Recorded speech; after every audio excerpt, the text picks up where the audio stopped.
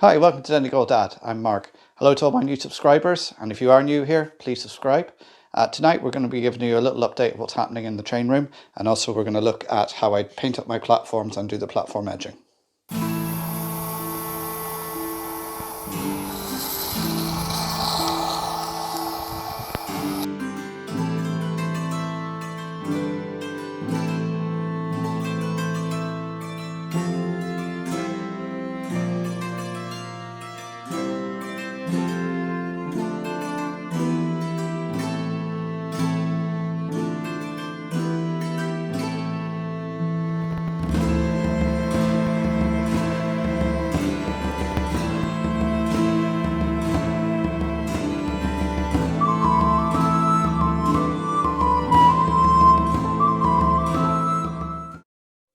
Before we get started looking at everything, this week's shout out goes to Junction MK2. Great channel to watch. Alan, who runs that channel, great for a laugh, always makes me chuckle. He's got a lovely layout in the shed and loves his gold-plated Flying Scotsman.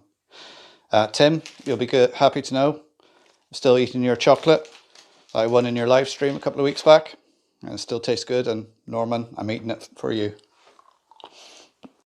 So part of the work I've been doing in the train room is I've put up a shelf there and started sorting out my modelling bits and pieces and putting it together. I've started on the bench work for the layout that's eventually going to encompass this room. It's a 2x1 frame, 2x2 supports. These are just temporary supports at the moment because I just wanted to build this to get stuff up off the floor so I can sort things out. I have a lot of wood down here that I need to cut up to make the frames. I want to get this done so I can actually close this door, and then I can have a bit of heat in here because it is starting to get quite cool in here in the evenings. Right, here we are at the platforms, which if you remember is just 18mm ply, cut to the shape of the platform. I've filled in the screw holes. They'll need further filling in once that level is dry and sanding down.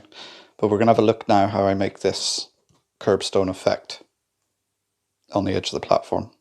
So for that, I've decided these flagstones are 2 foot by 3 foot. So using my scale ruler, I just mark off 3 foot sections.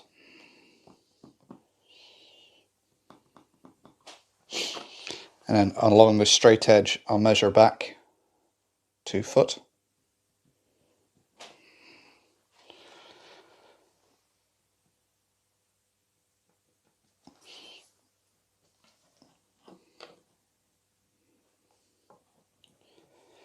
And just draw a line.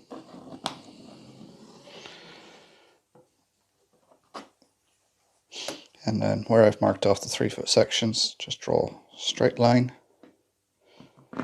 down. And you can see that gives us our flagstones. So I'll just go ahead and repeat that process all the way down, and then we'll come back. There you can see I've marked out the flagstones along the straight edge here. Now when I was in Lidl, I picked up this little engraver tool. Now this is good for engraving stone, metal, wood, leather, that sort of thing.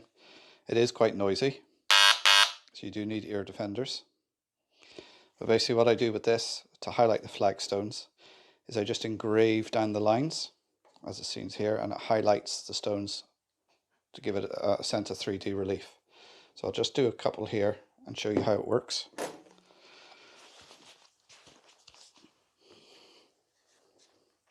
So this needle just vibrates in and out very fast.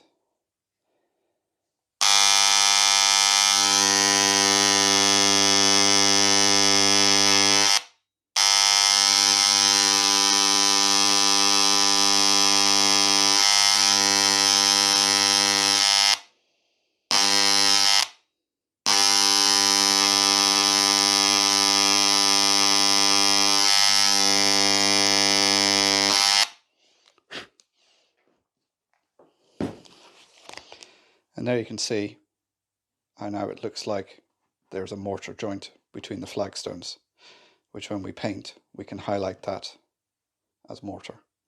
So I'll carry on doing the rest of this and we'll come back and we'll have a look at the painting of it. There you go, you see it's all etched out now. The great thing with this is you can make it deeper if you wish, to make it more pronounced. I like to do it freehand because it gives a bit of a rough guide, so it looks more natural. You can just use a ruler, a metal ruler, and go along it to give you a perfect straight edge if you wish. I think that looks more natural, looks like more natural stone. So we'll go ahead now and we'll give it a paint. So in the pot here, I've just got some grey that I made up. It's just mixing white with a little bit of black, just to give me a grey and some thinners. And I'm just going to paint what I have as the actual curbstones, just this grey. So I'll give this, I'll probably take 1 or 2 coats just to give it a good coverage. So I'll carry on doing this, and when I'm happy with the colour, I'll come back.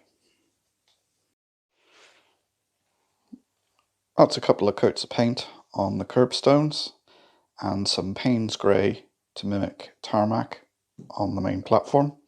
So now I'm just going to run a black wash over here to highlight the mortar, and also gives it a bit of a weathered appearance.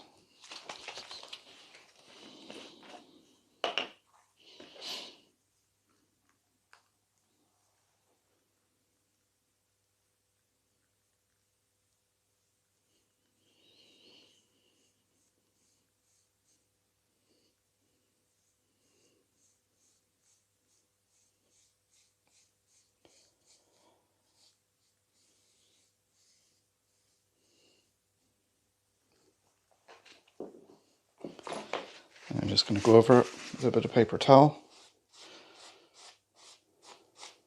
just to wipe off the excess.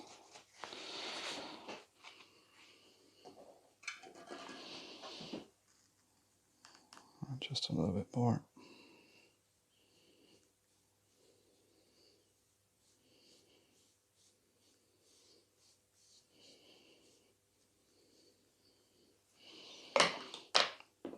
And again, just wipe off the excess.